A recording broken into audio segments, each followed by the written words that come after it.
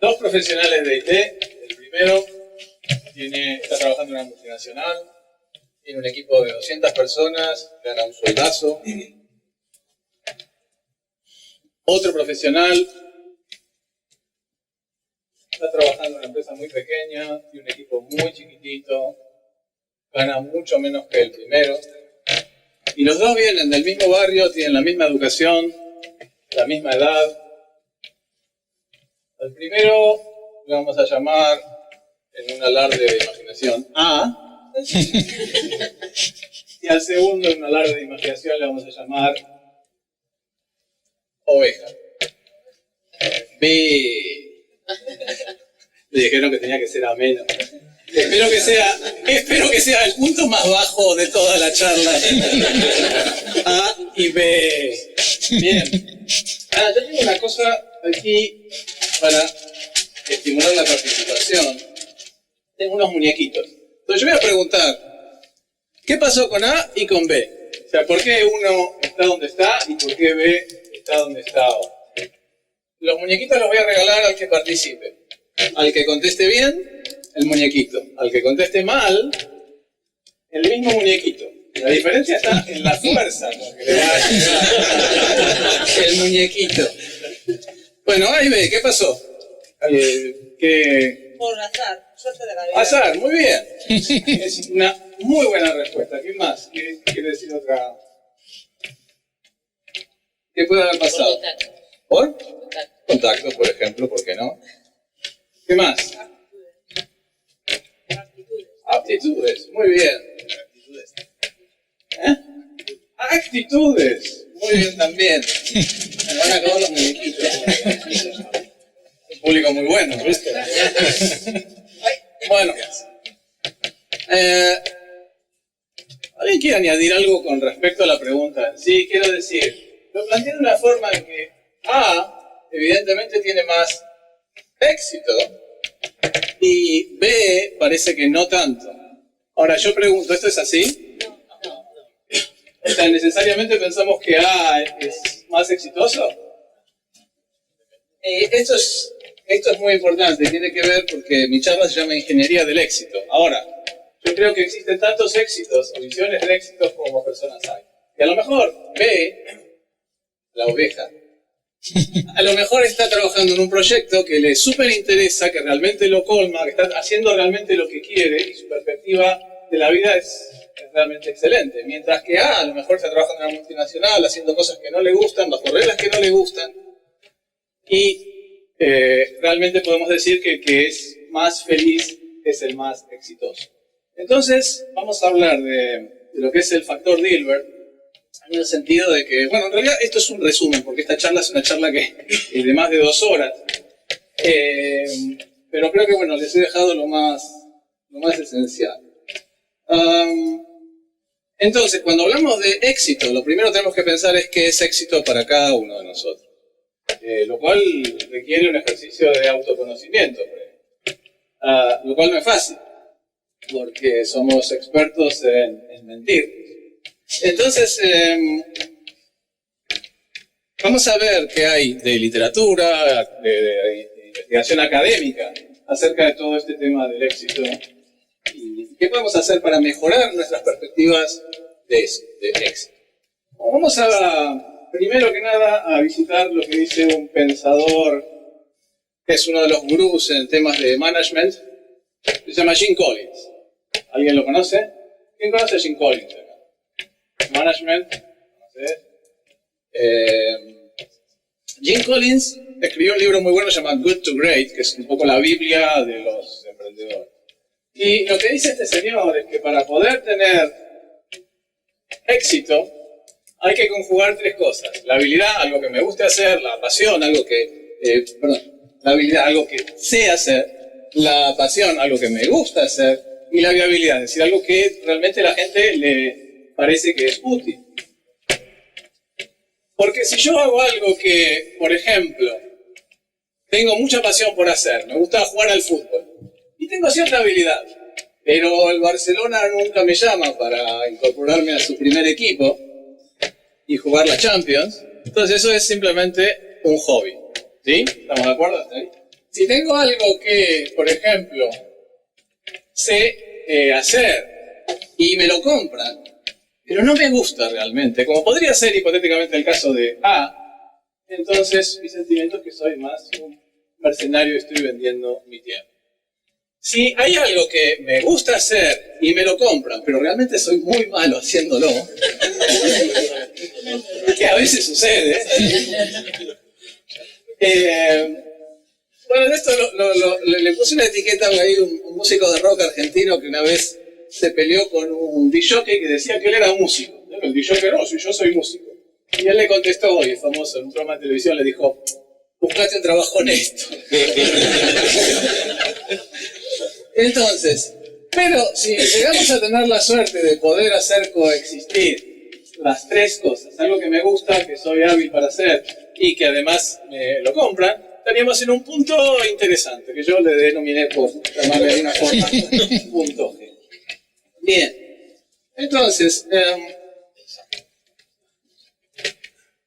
¿cómo encontrar realmente lo que nos gusta, lo que tenemos habilidad para hacer y que además nos compra? Bueno, vamos a... Esta sesión se llama Factor Dilbert por una razón, porque hay un... A Dilbert lo conocen, ¿sí? ¿Verdad? Más que a Jim Collins. Dilbert, este es el jefe de Dilbert. Dilbert, Scott Adams, que es el autor de esta tira cómica, tiene varios libros que no son solo de cómic. Tiene varios libros que son muy, muy interesantes sobre su experiencia, por qué tuvo éxito, escribe muchos artículos, tiene un blog. Y una de las cosas que él dice, y esto para mí es el centro de lo que les quiero contar hoy, es que él tuvo éxito porque pudo conjugar tres cosas. Conjugó, por un lado, su arte, el dibujo, con su conocimiento empresarial, es decir, la carrera que había hecho, él trabajó en bancos durante mucho tiempo, y su sentido del humor, porque evidentemente estamos hablando de una tira cómica. Y eso lo hizo único. Ahora bien, ¿cómo califica él cada una de esas habilidades? Bueno, si nosotros vemos los dibujitos de Dilbert, en realidad no es Leonardo da Vinci. Él dice que él en todas esas cosas es mediocre. Que no es bueno en ninguna de las tres cosas. De hecho, cuando él presentó las tiras cómicas para ver si se las compraban, la primera sugerencia que le hicieron fue: quizás tendrías que asociarte con un dibujante que te haga los dibujos. Lo cual quizás era una forma elíptica de criticar su capacidad en ese campo. Conocimiento empresarial. A él le fue regularmente bien o regularmente mal en su carrera en el banco. Él no llegó nunca a un gran puesto. Quizás lo más destacable de su parte empresarial fue su capacidad de entender los roles de cada uno, cómo era observar, cómo era el de contabilidad, cómo era el de IT, cómo era el jefe, cómo era la secretaria. Pero digamos que no tiene ninguna habilidad especial a nivel empresarial. De hecho, hizo varios negocios, entre ellos restaurantes y cosas por el estilo, los fundió prácticamente a todos. Con lo cual queda el sentido del humor. Y él dice, él reconoce que cuando va a una reunión, él no es el más gracioso de la fiesta. O sea que, fíjense,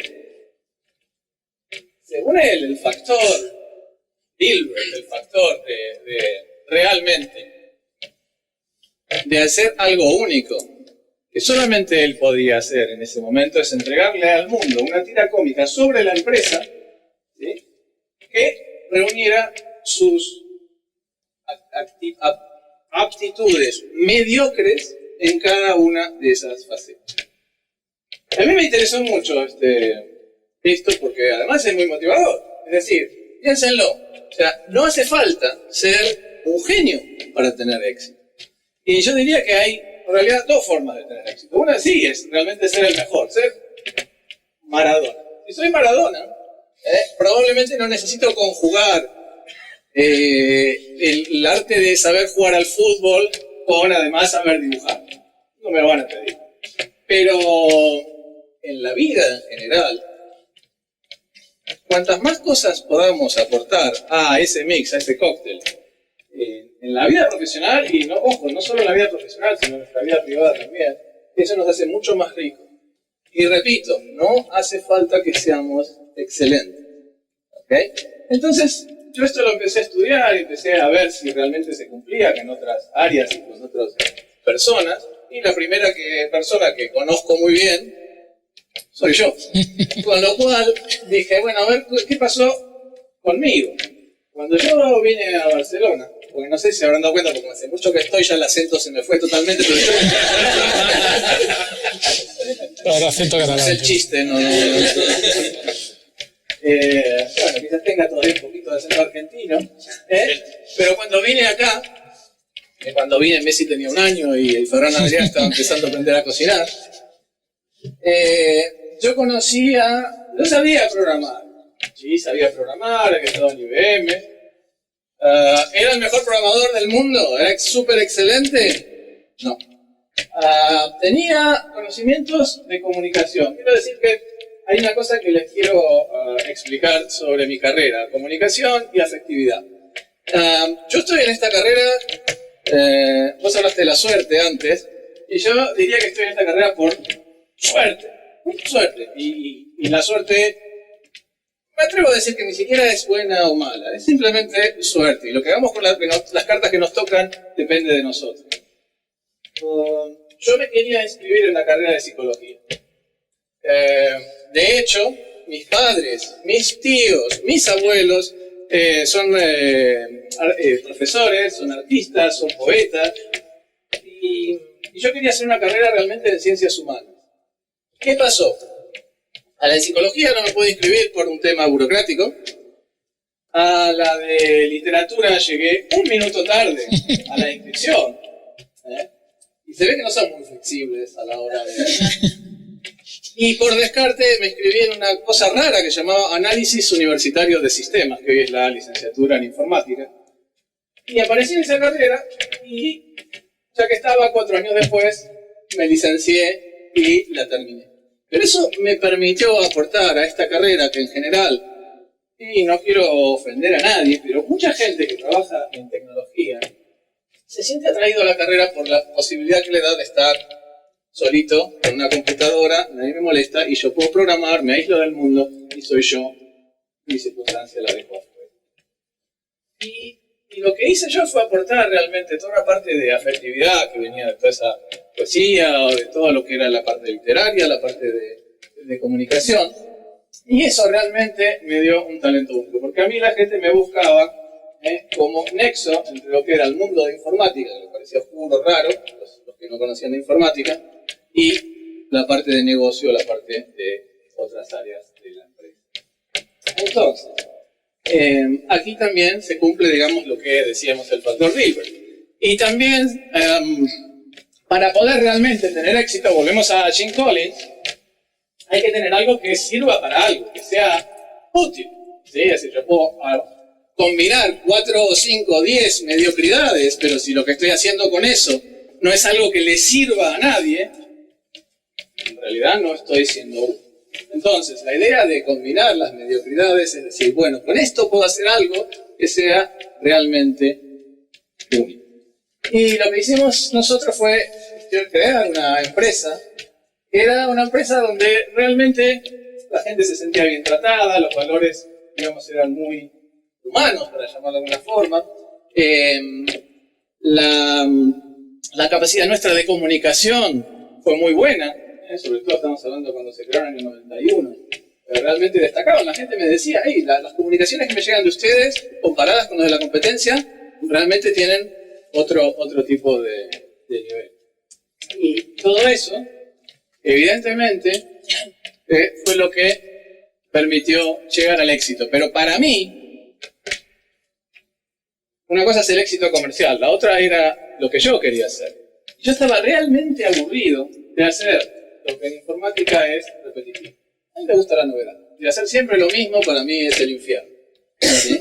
Entonces yo quería hacer cosas nuevas.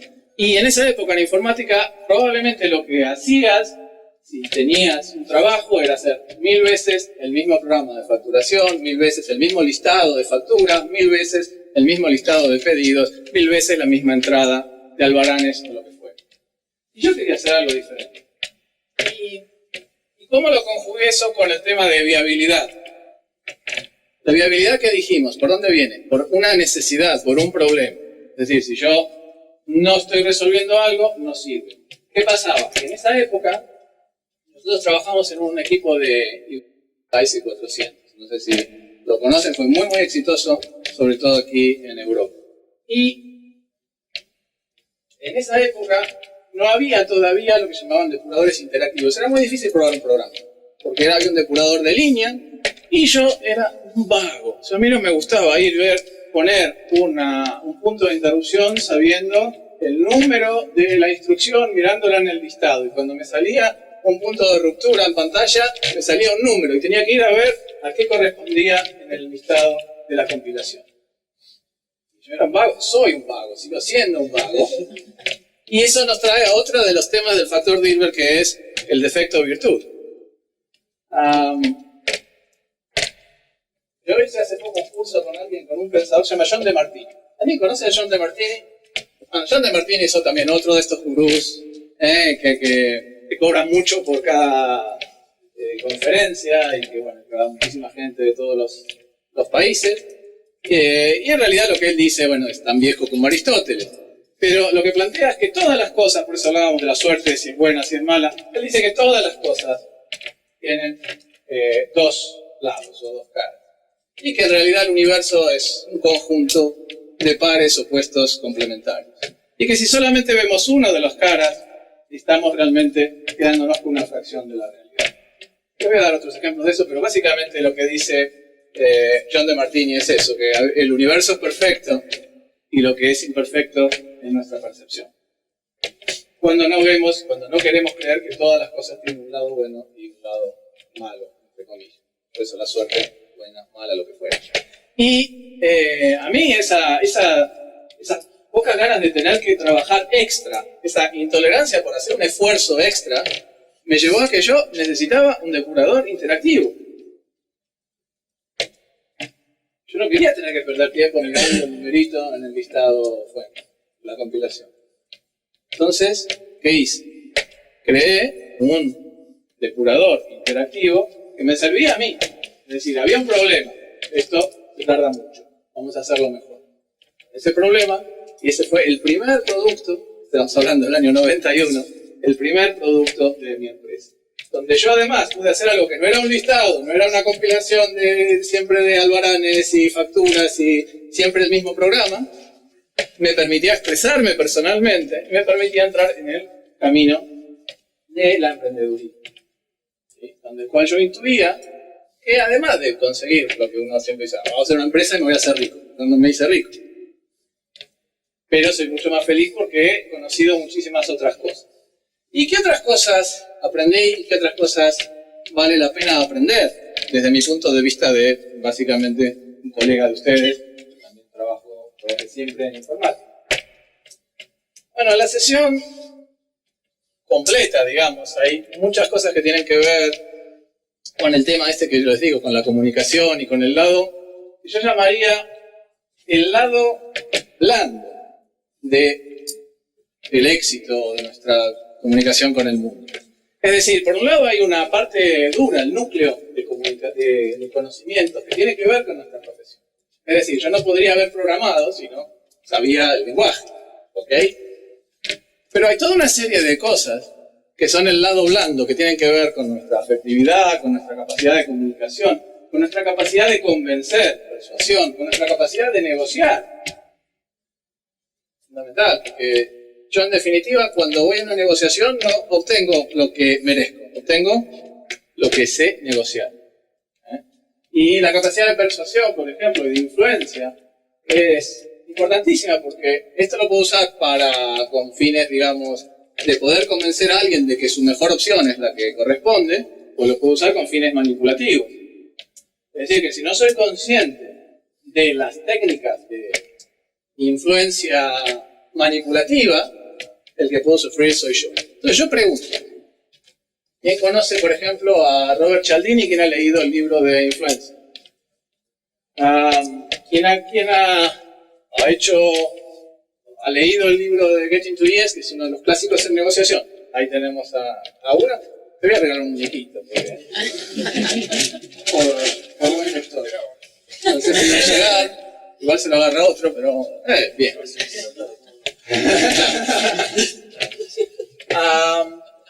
Yo no tengo tiempo ahora de darles mucho sobre esto, así que...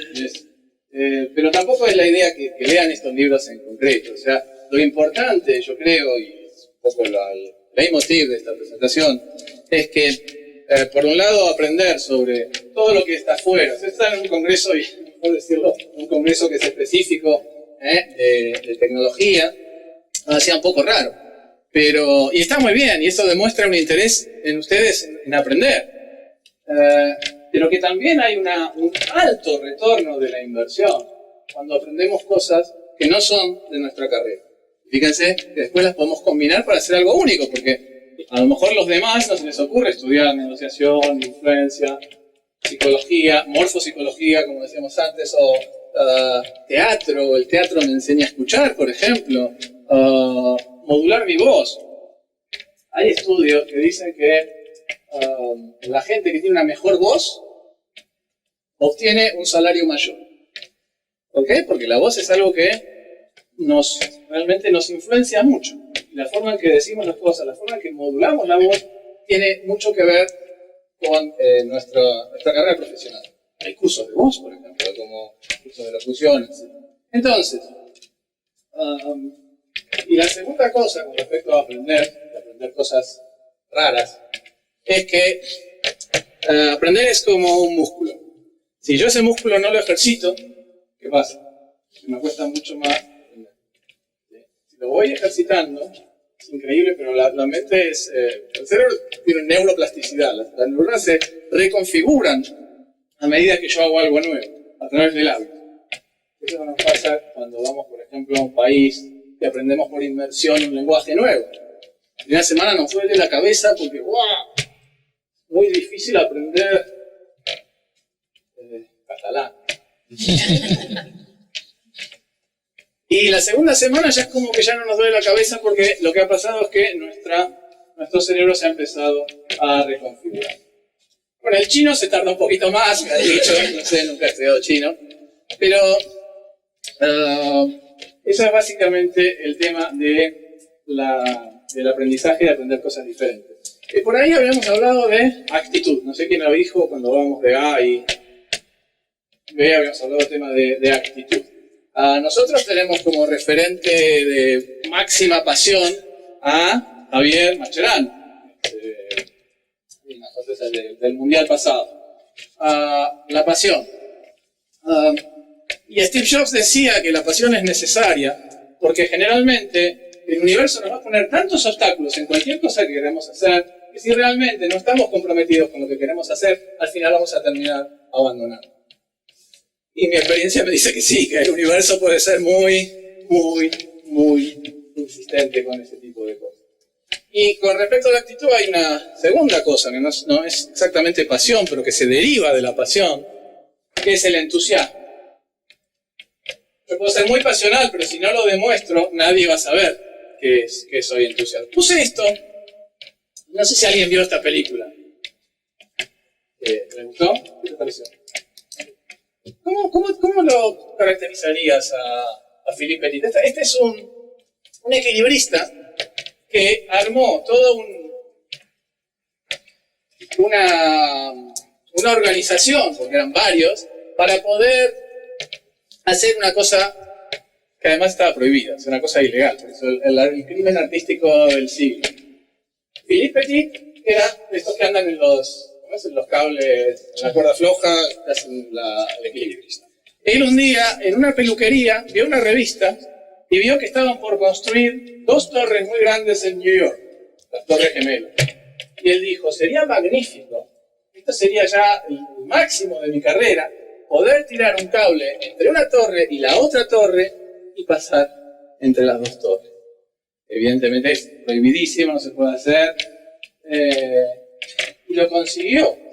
Y si ustedes ven la película, y para mí el mensaje, por eso puse esto aquí, es que él convence a todas esas gentes a hacer ese complot por el entusiasmo. Si lo recordarás, el entusiasmo que él pone, el entusiasmo que desborda, el entusiasmo que contagia, el entusiasmo que vende. Que a lo mejor ustedes que trabajan en sistemas piensan, no, vender es una cosa que hacen los comerciales y que yo no la debería ni siquiera considerar como una cosa seria. Sin embargo, vender es algo que hacemos todo el tiempo. Nuestra primera marca somos nosotros mismos. Y cada cosa que hacemos en realidad o vende o no vende. Podemos ser conscientes de eso o no. Yo les digo, y por mi experiencia después de tener una empresa desde el año 91, hay una cosa que vende más que nada, y es el entusiasmo. Y además hay una cosa con el entusiasmo, que no se puede falsear, que la gente lo detecta.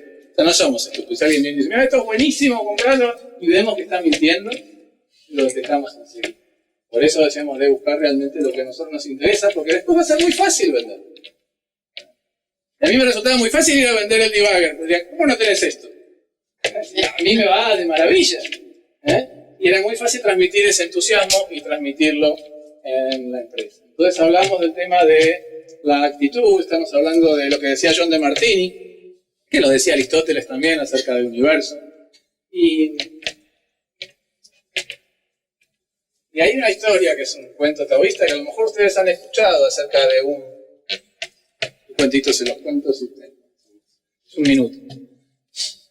Un campesino en China, por ejemplo, en la antigüedad, va a quejarse amargamente a su vecino, que es un viejito muy sabio, porque dice, se escaparon mis caballos.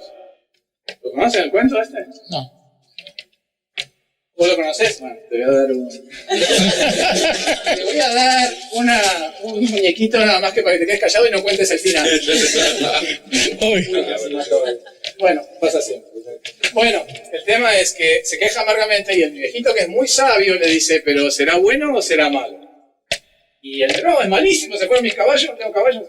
Al día siguiente vuelve y contentísimo le dice al viejito, ¿sabés qué? Los caballos se hicieron amigos de otros caballos salvajes y volvieron, y ahora tengo más caballos que antes.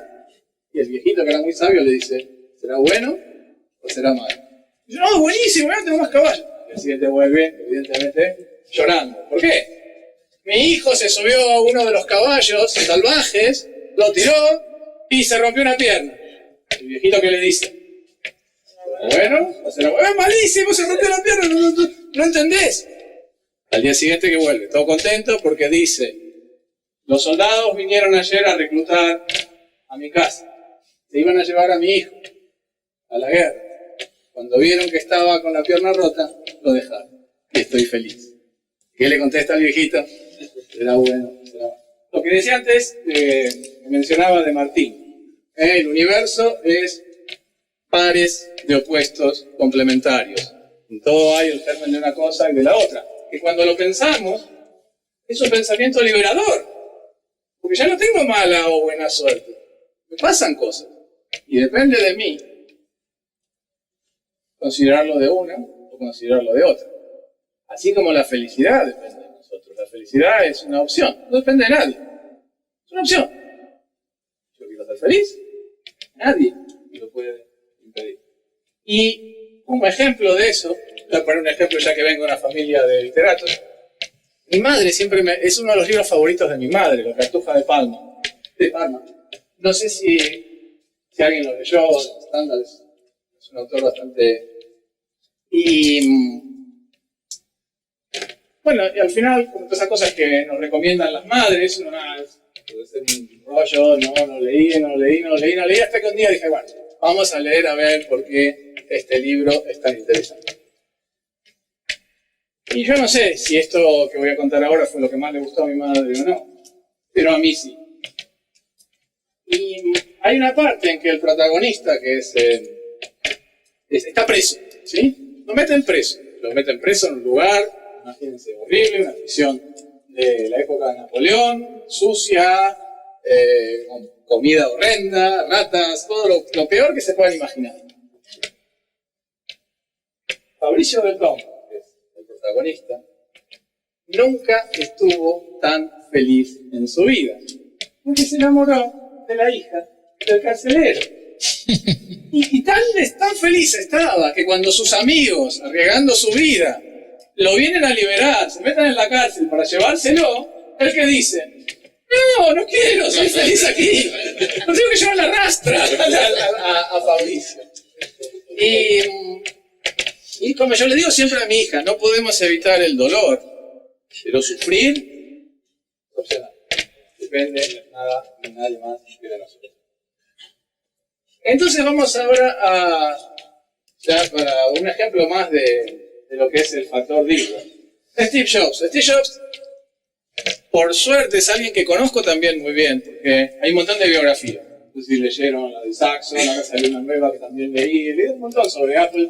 Conozco más o menos, puedo decir que más o menos bien la personalidad de Steve Jobs. Y fíjense, su factor Dilbert, cuando hablamos de Steve Jobs, enseguida se van a poner un genio. Esto no es factor Dilbert, mediocridades no, porque estamos hablando de un genio, ¿verdad? Uno de los más brillantes emprendedores del siglo. Y sin embargo, fíjense, yo creo que él también podemos aplicar el factor Dilbert, porque él técnicamente era un genio técnicamente. Cuando crea, vamos a ver cuándo empieza él. Cuando crean el Apple I, ¿quién diseña el Apple I? El otro, Steve Wozniak, que era su socio, que era el bueno técnicamente. Él era mediocre o un poquito por ahí. Pero él traía una cosa que era muy, muy importante a todo lo que era la computación. Él había hecho viajes por la India, había experimentado con ácido lisérgico, con drogas alucinógenas, le gustaba mucho toda la cultura zen, el minimalismo. Había hecho incluso un curso, él no terminó la universidad, como tampoco la terminó Steve Jobs y tantos otros. Había hecho un curso de caligrafía, que es en el Commencement Speech de Stanford, está ahí, les recomiendo que lo vean. ¿Lo vieron? Es fantástico, por cuenta. Yo me metí en un curso de caligrafía. Fíjense lo que decía antes de estudiar cosas raras y cosas que no tienen nada que ver con tu profesión. Dice, gracias a que estudié caligrafía, el Mac, cuando lo creamos, tenía una tipografía linda y era atractiva, y eso hizo que después Windows se inspirara. Windows se inspirara en eso y el mundo tuviera ordenadores con una linda caligrafía. Y él, sin embargo, era muy brusco con la gente. Él tenía un problema de ego y de intolerancia. Esa misma intolerancia que tenía hacia todo lo que estaba mal hecho, y él te lo decía, si te traías algo que no le gustaba, te lo decía de la forma más brusca posible. Pero eso en realidad, volvemos al tema de defectos virtudes, porque esa intolerancia con la gente, eso era una virtud en la intolerancia con un diseño mal hecho y la búsqueda de la perfección en lo que creaba. Entonces todo ese gusto por el diseño, y sin ser él un gran diseñador, pues hay un equipo, delegar, está otra de las formulitas. Si quiero tener éxito, delego. Hay gente que sabe hacer, seguro que quiero ser, hay alguien que lo sabe hacer mejor que yo. Pero si yo lo combino, factor D. Y el ego, otro defecto de virtud, nos trajo Pixar. Porque cuando a él lo echan de Apple, lo echan por ese ego, por esa intolerancia, por esa falta de mano izquierda, que después cambió, que después la fue adquiriendo con los años, él compra Pixar, y Pixar es una empresa que va fatal. Al principio invierte $5 millones, después tiene que poner más y más y más y más. Cualquier otro lo hubiera vendido, hubiera dejado en el medio ese. Pero él realmente, por ese ego, decir, no, me echaron de Apple, no puedo volver a fracasar, no puedo fracasar con Pixar. Y él siguió soportando Pixar, siguiendo poniendo dinero, hasta que hoy le debemos todo lo que las películas que hizo Pixar. Entonces, dos slides más y terminamos. Un profesor mío en el secundario me dijo, el conocimiento técnico es solo el 15% de tus posibilidades de éxito. Es muy chiquito. Y yo agregaría que si yo a eso le sumo otras habilidades, y por supuesto la habilidad relacional, porque decía todo eso de aprender psicología, muy aplicada. Les digo, vayan a la facultad a hacer un máster en psicología, persuasión, influencia, etc. Eso es lo que realmente multiplica tus posibilidades de éxito. Y para terminar, estudiar como sistema, estudiar constantemente, aprender constantemente y estudiar cosas que nos gustan, que están fuera de nuestro ámbito, es importantísimo. No solo, lo decía, no solo por nuestra carrera profesional, sino por nosotros mismos, por hacer cosas que nos gustan y que a lo mejor no están conectadas o aparentemente no están conectadas. Yo diría que cualquier cosa que aprendamos nos ayuda a conseguir nuestro fin último, nuestra felicidad. Nuestra felicidad no es otra cosa que conectarnos con nosotros y con nuestros intereses y con nuestros valores. Y nos hace más felices, nos hace más seductores y probablemente nos acerque también al éxito empresarial. Y combinarlas, como decíamos en el factor Dilbert, la posibilidad de combinarlas para poder ser útiles. Como le dijo una vez a Jane Collins, Peter Drucker, que era otro de los grandes gurús. Bien, esto básicamente, estudiar lo más alejado, potenciar los defectos virtudes y combinar cosas que parezcan, cosas en las que son mediocres, pero no busquen cosas que son, evidentemente si son muy buenos en algo, genial, para tener una de las patas va a ser más fuerte, pero no hace falta. Combinar las patas donde están fuertes con cosas en las que son mediocres, o mediocres para arriba. Mediocres para abajo ya empieza a ser un poco más. Y eso aplicarlo a algo donde pueda resolver un problema. Ser útil. O sea que si un día están en el Sutton a las 3 de la mañana y hay una chica o un chico, de acuerdo a sus preferencias, y les pregunta ¿cuál es el secreto del éxito? Ustedes lo miran y le dicen ser útil. Traten de no echarle el humo a la cara porque queda poquito. Muchísimas gracias.